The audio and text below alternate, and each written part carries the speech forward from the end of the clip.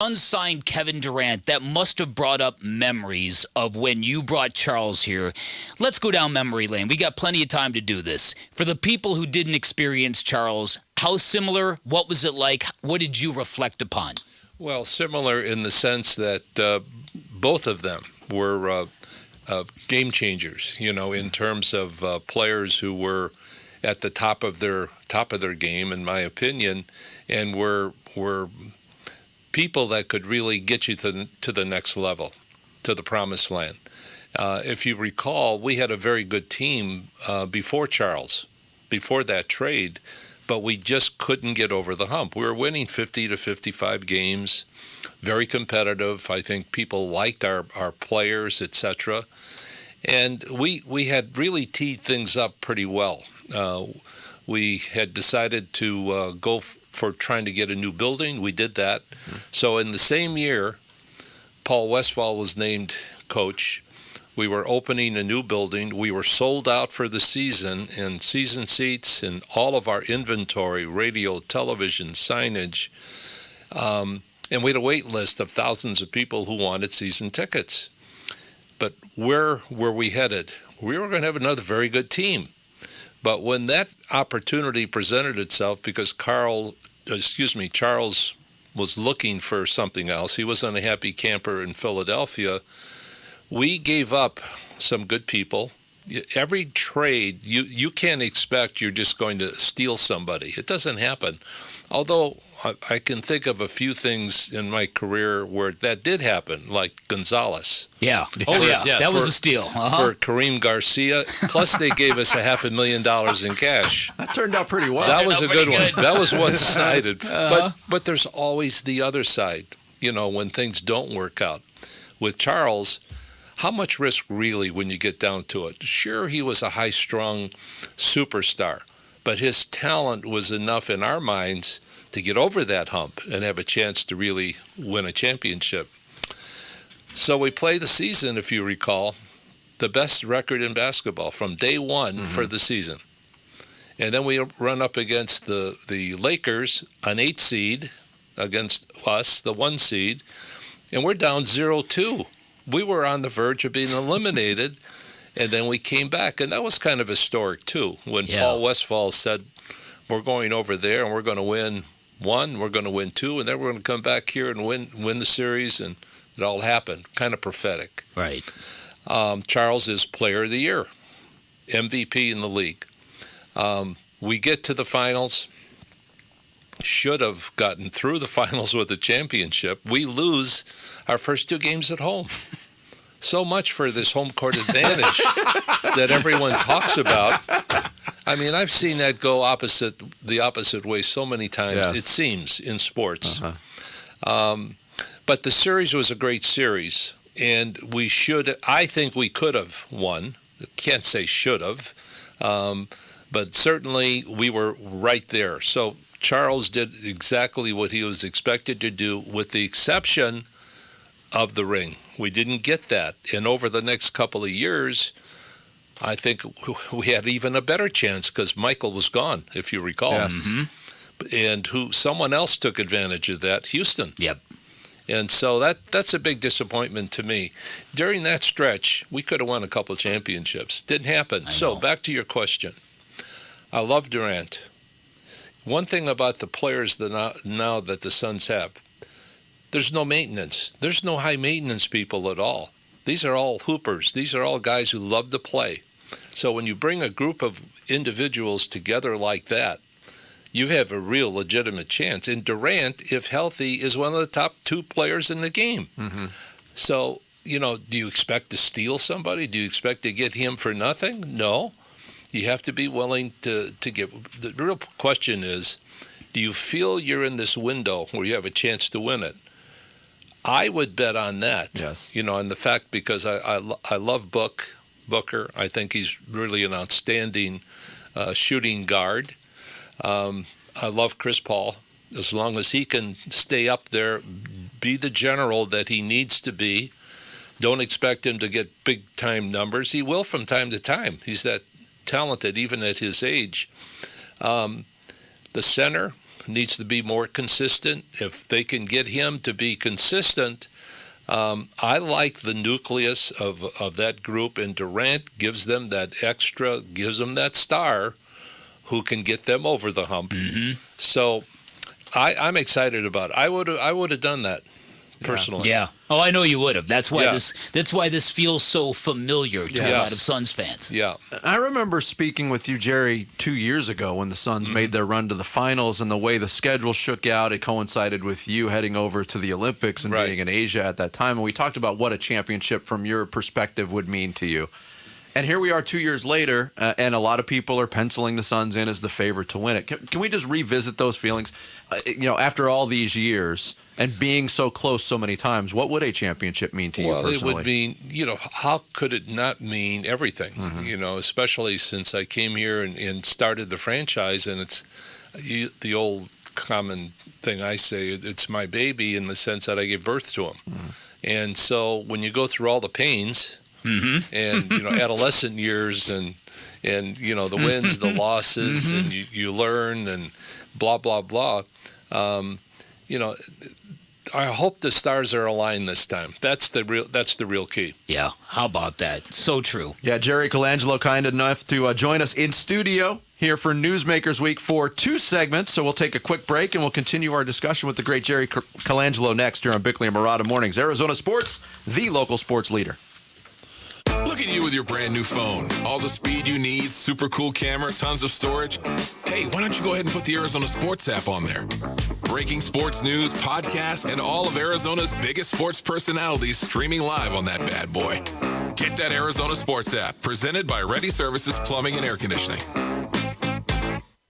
Dan Bickley here for the PGA Tour Superstore, and the sport of golf is smoking hot right now. And if you have got the bug, if you want to get good as soon as possible, I have a great idea for you. Go get a customized club fitting at the PGA Tour Superstore. I did this a while back, and I'm telling you, it is a game changer. It is going to change the way you look at the sport of golf. It begins by hitting golf balls in one of their beautiful air-conditioned studios. You're going to see what your shot chart looks like with the same tracer technology the pros use on tour. It's really super cool stuff. You'll see your detailed analytics from swing speed to spin rate, and your club fitter will sift through all that data and get you into the golf clubs that are perfectly suited for your swing. Remember, golf is hard. Do not make it any harder by playing with the wrong clubs. Get your game on. The PGA Tour Superstore has got 4 locations in the Valley. Shop with the pros at the PGA Tour Superstore.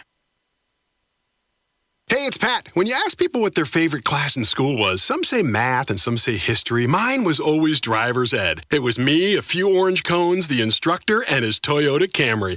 Loved that car. I hear the school still uses that same Camry to this day. That is one well-built ride. Truth be told, I intentionally failed the class like 6 times just so I could keep driving it.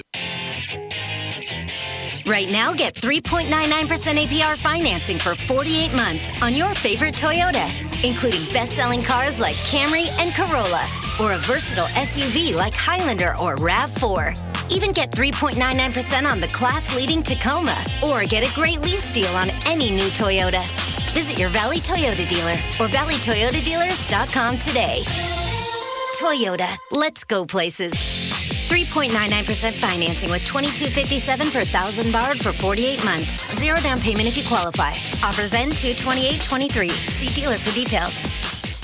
The 2023 Sun Devil baseball season is here, highlighted by 32 home games, including Pac-12 home contests against Oregon State, Stanford, UCLA, and that team down south. Season tickets and mini plans are still available. Mini plans offer you the opportunity to choose any 8 home games that fit your schedule. Be sure to secure your seats by calling 480-965-5812 or go online to sundeviltickets.com. Witness college baseball's greatest tradition, Sun Devil baseball, onward to victory.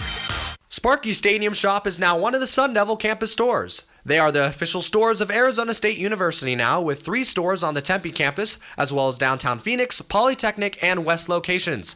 They have the largest selection of exclusive ASU gear, apparel, gifts, and technology, including 2 Apple-authorized campus stores. Visit the Sun Devil Marketplace on College Avenue for shopping, food, and drinks before the game. Visit Sparky Stadium Shop and team shops in Sun Devil Stadium during the game. We have it all. Shop.thesundevils.com.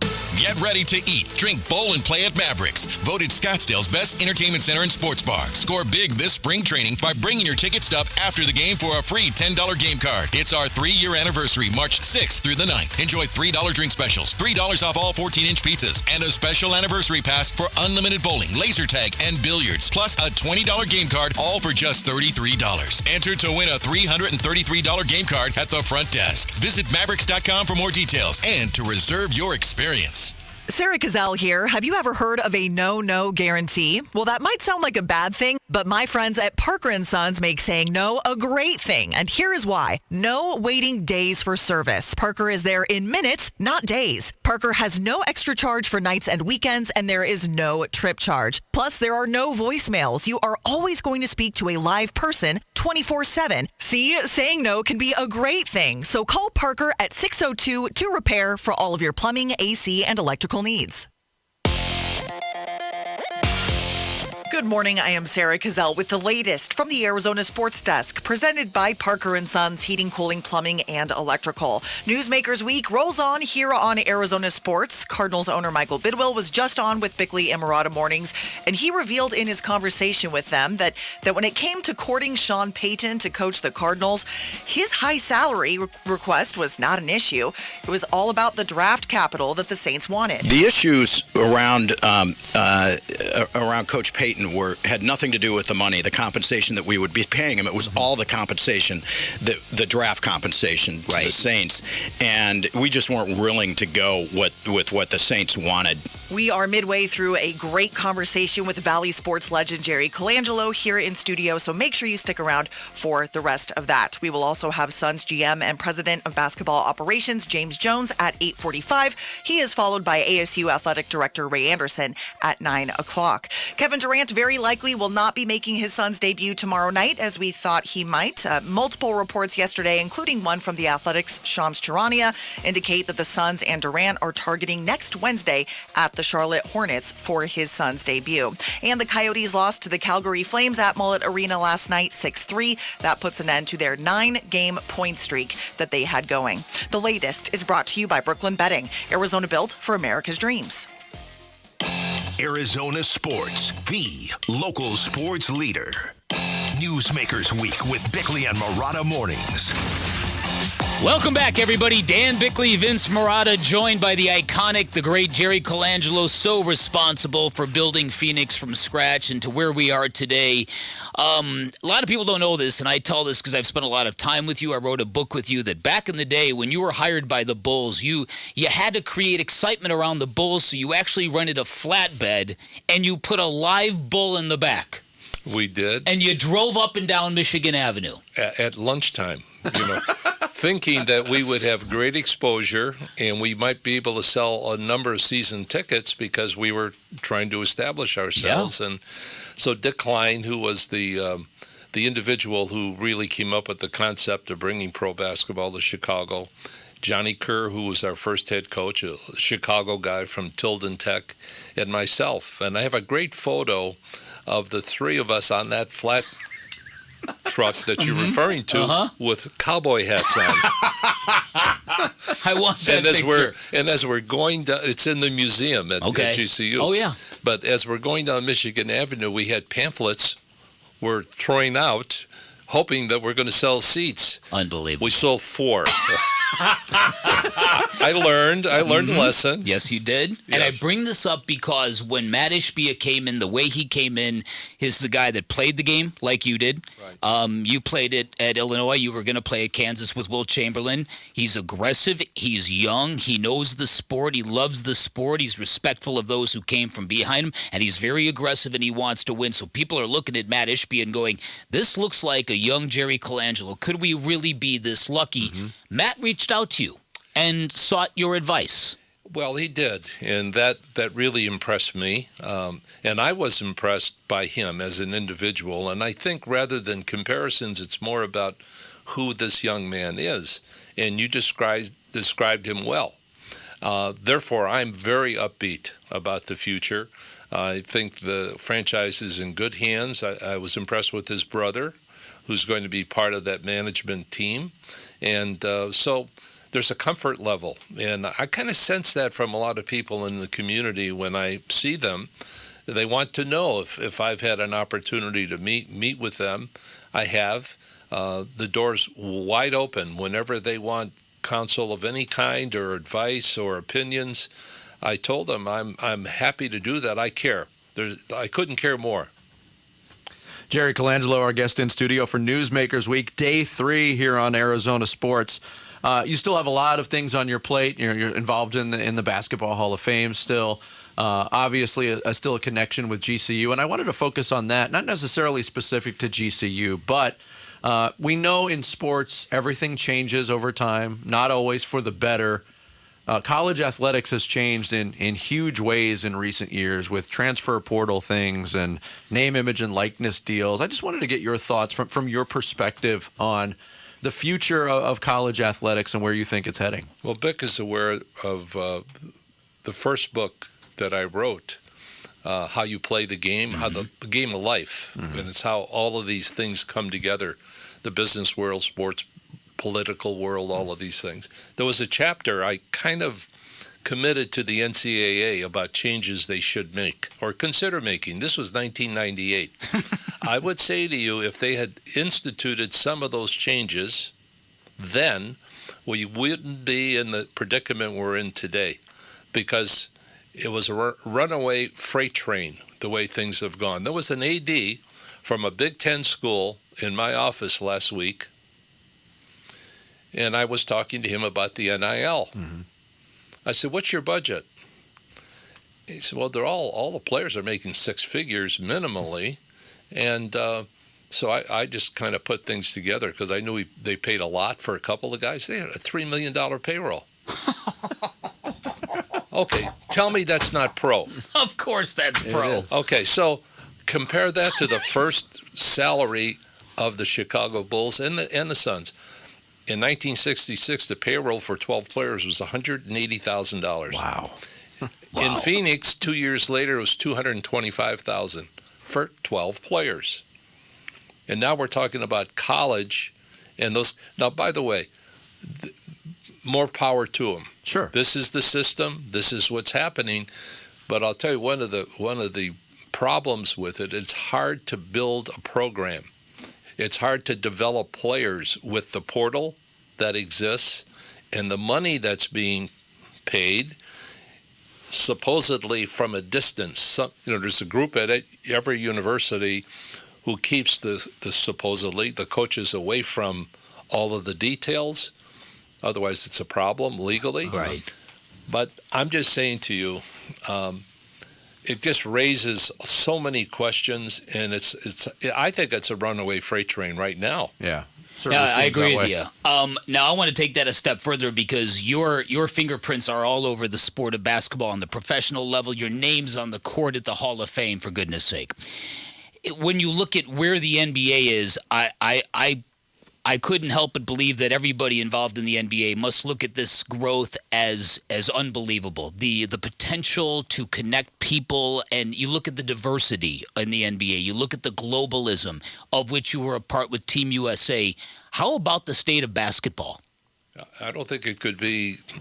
It's going to continue to grow. Let's put it that way. It's still not finished. Whenever conversations would lead to, well, gee, how are you going to replace Bill Russell and Jerry West and Oscar Robertson? Well, guess what? Some other guys came along like Michael Jordan and Larry Bird and Magic Johnson, and they just keep coming. Look at all the great young players. Every year there's a new group of them. The game continues to grow and prosper.